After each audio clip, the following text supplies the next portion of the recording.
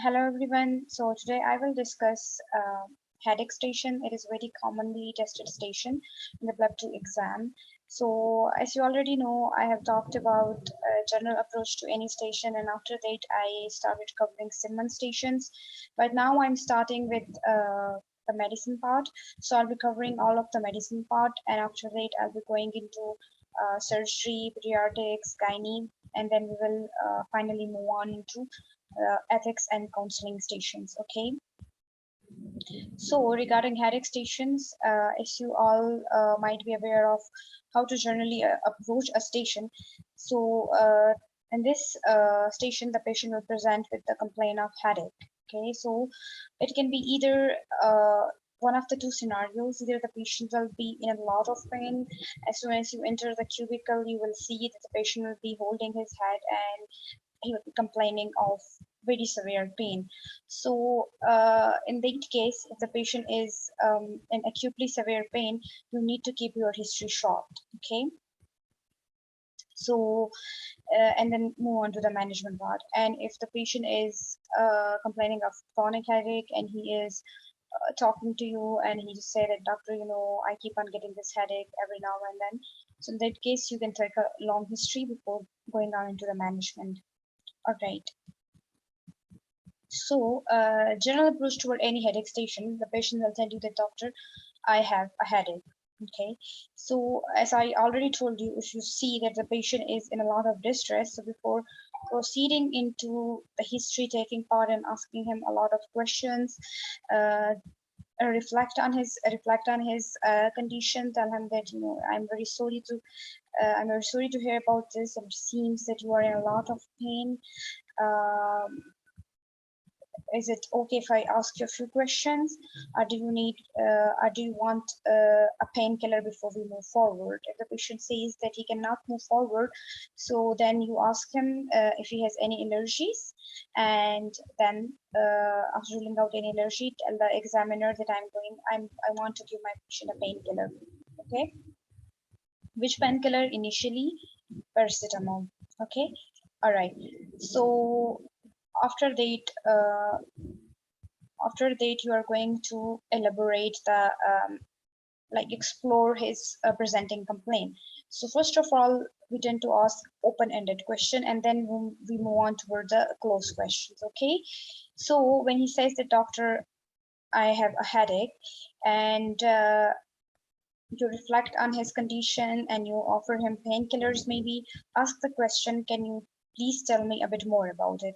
Okay, so after this, the patient can tell you something. The doctor, it started a few hours ago or something. He will give you the duration. He might tell you about the character of the headache or something. After that, he might cover some part of the Socrates. He may tell you about the onset. He may tell you about the character of it. He may tell you about the site, but the rest of it you need to ask.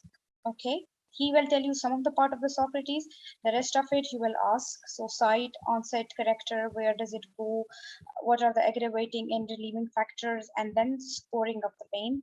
So severity, how would you score your pain on a scale of 1 to 10, where 1 being no pain and 10 being the worst pain you have ever experienced? Okay, so now you have nicely elaborated the presenting complaint.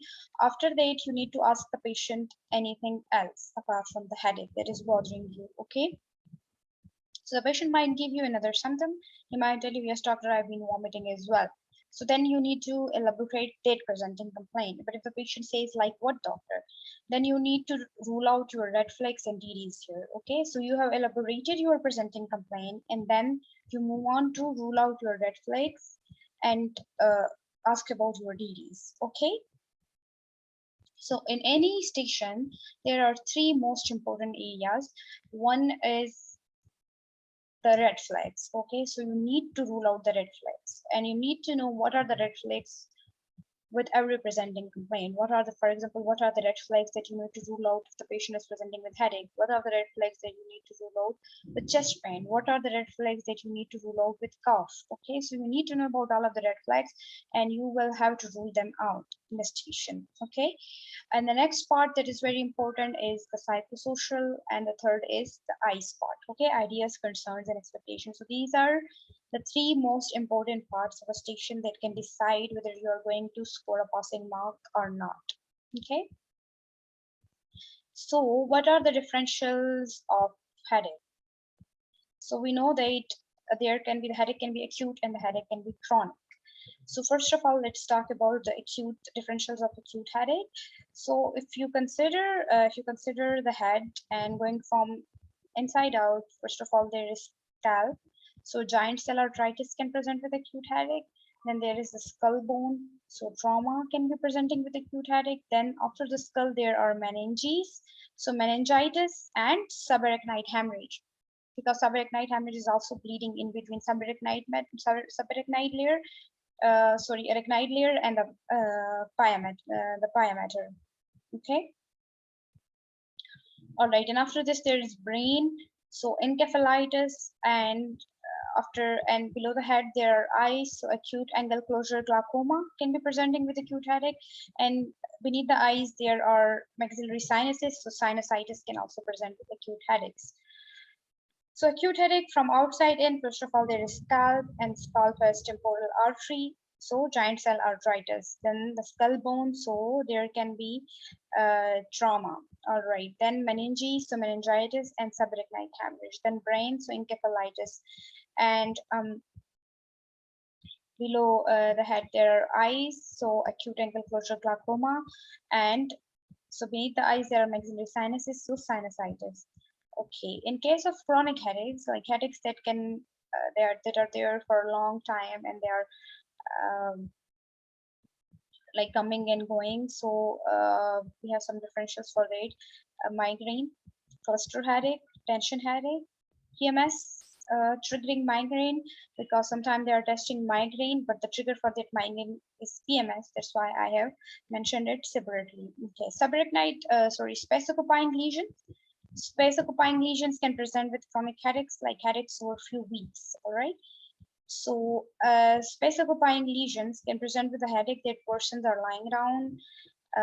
There is vomiting associated with it, projectile vomiting, focal neurological deficit like arm weakness, facial weakness, slurred speech.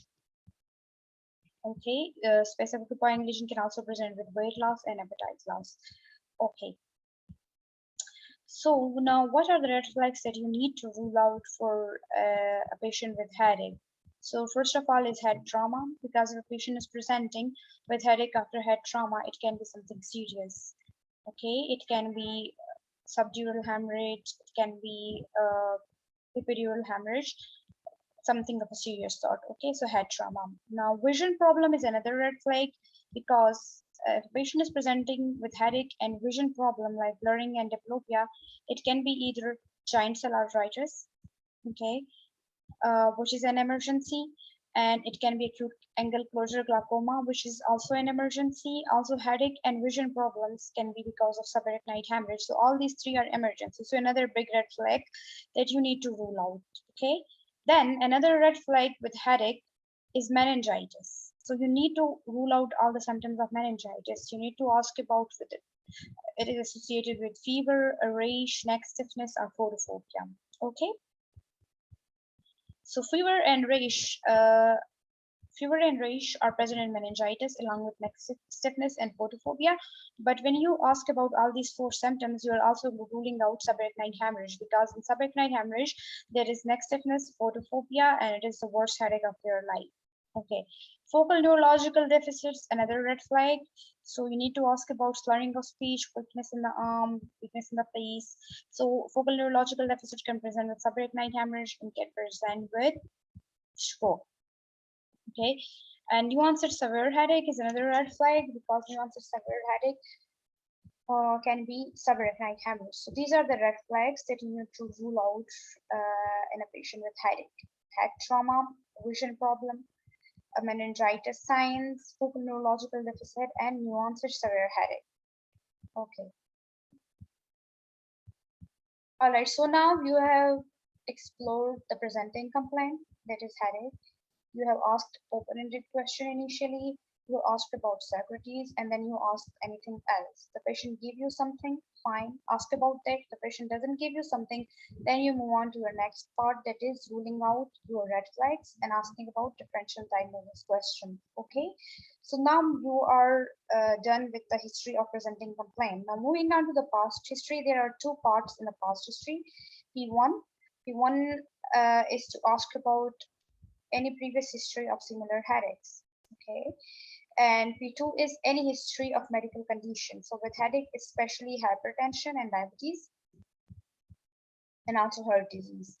Okay, so Mafrosa, that is medications that they are already taking, any allergies, any family history of headaches, similar headaches. So family history of similar headaches can be there in cases of chronic headaches like migraine, like cluster headaches, okay, and also in subarachnoid hemorrhage. All right, and then the psychosocial part, how is it affecting their life? It is especially important in case of chronic headache. The patient is giving you a history of headache for the past few weeks. Okay, so then you need to ask, how is it affecting their life? How is it affecting their work? This is a very, very important part. Okay, so please do remember all these three domains. That is red flags, psychosocial, and eyes. So this is the second most important domain. You ask about the red flags, and now it is the next part is to ask about their psychosocial. How is it affecting their life? How is it affecting their work? How are they coping? You need to ask these questions. Okay. All right. Then lifestyle questions: cigarette smoking, alcohol consumption, food, and exercise. So if this is a station in which the patient is complaining of severe headache, and you're suspecting this might be an emergency case, like you're suspecting something like subarachnoid hemorrhage, or you're suspecting acute angle closure glaucoma, so then skip food and exercise maybe, and just ask about alcohol consumption and cigarette smoking. Okay. All right. After that, you are going to ask the patient about their ideas, concerns, and expectations. After that, you are going to do an examination. So you are going to verbalize. I'm going to check your vitals, the back of your eyes, and the nerves of your face, arms, and legs. So these are three things that you need to examine in case of headache station: vitals, back of the eyes, and nerves of the face, arms, and legs. Okay, so vitals, fundoscopy, and neurological examination. You need to verbalize these, and examiner will give you findings. Okay. So this was a general approach to any headache station. So obviously after this, after examination, you're going to verbalize your investigations. Depending upon the diagnosis that you have come up with, the diagnosis that you are suspecting, you are going to verbalize your investigations, and after that, you are going to provide your management. So that was general approach to headache station. And after this, I'm going to talk about how to manage each of these headaches, like migraine and cluster headache, PMS triggering migraine, and subarachnoid hemorrhage, sinusitis, etc. I'm going to make a separate video on the management of each of these stations. So thank you very much. And if you think that my videos are useful to you, if you like my videos, then please subscribe my channel.